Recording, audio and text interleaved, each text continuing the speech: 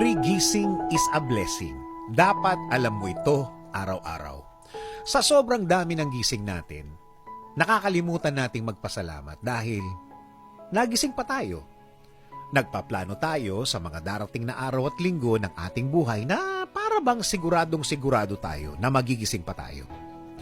Kapag napunta sa kaseryosohan ang usapan ng isang grupo, mapa kaibigan man o pamilya, meron at merong magsasabi na hindi naman talaga tayo sure kung magigising pa tayo kinabukasan.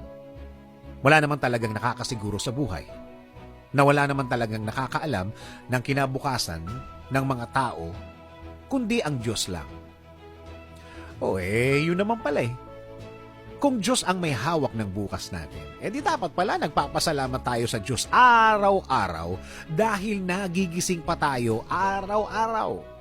Na kung may plano tayo sa ating buhay, hingin natin ang pagising niya sa atin araw-araw. Kung Diyos ang may hawak para magising pa tayo sa araw-araw, kung tutuusin, walang masamang binibigay ang Diyos na lahat ng plano at ginagawa niya sa ating buhay ay maganda lahat. Dapat pala ang pasasalamat natin sa Kanya, dapat pala tuloy-tuloy.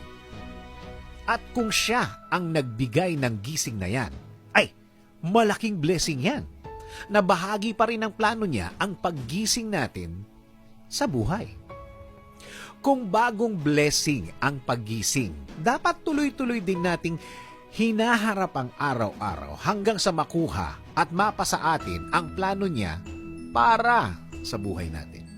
Kung alam natin na nasa loob tayo ng plano ng Diyos, mas protektado tayo sa lahat ng masama sa paligid natin. Lalo na ngayong panahon ngayon, kailangan natin ng malaki at matibay na proteksyon. Marami ang dapat nating ipagpasalamat kapag tayo ay nagising. Ituring itong bagong simula.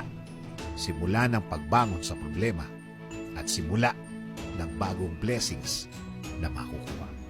Ano man ang laki at lubog mo sa sitwasyon mo ngayon, tandaan na pwede mong baguhin ang lahat. Na pwede mong diskartihan ng bago. Kapag nagising ka pa ngayon, ibig sabihin, tuloy lang ang plano ng Diyos sa ating buhay. Humingi ng guidance, humingi ng assistance sa Kanya. Idasal na ibigay niya ang tamang direksyon sa buhay mo. Ang tamang sitwasyon sa buhay mo.